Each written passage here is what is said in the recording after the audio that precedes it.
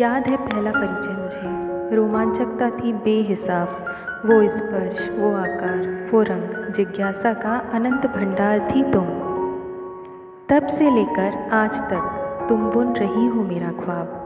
कोई और नहीं, तुम हो मेरी किताब।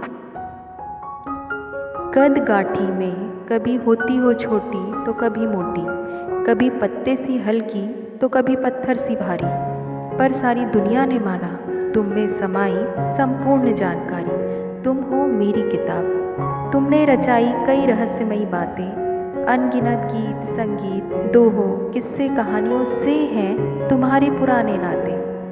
हजारों बार तुमने मुझे सुदूर देश विदेश की यात्रा कराई, कई बार तुम मुझे परियों के देश घुमा लाई, हर देश की संस्कृति से भी मिला लाई।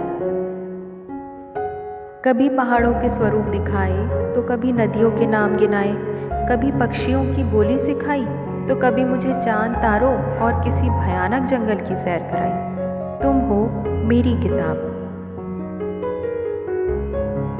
अक्सर कोई पात्र जो होता था किसी कहानी, उपन्यास, वृत्तांत, जीवनी, कविता या संस्मरण का खास, उसका हूबहू चित्रण किया है तुमने मेरी आंखों के समक्ष।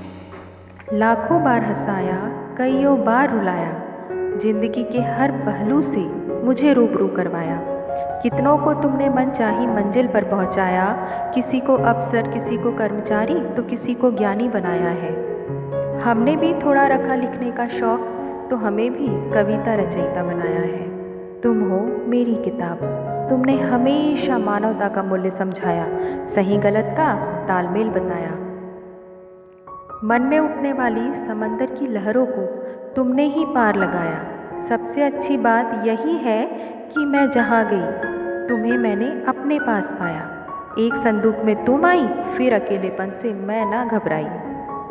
नाता इतना गहरा हुआ कि तुमसे बात करने के लिए घर के एकांत में मैंने एक कोना बनाया, जहाँ घंटों मैं तुमसे बातें करती और पृष्ठ दर पृष्ठ को पलटते ही जाती।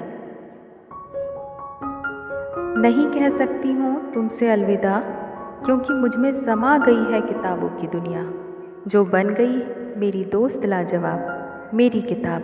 तुम हो मेरी किताब।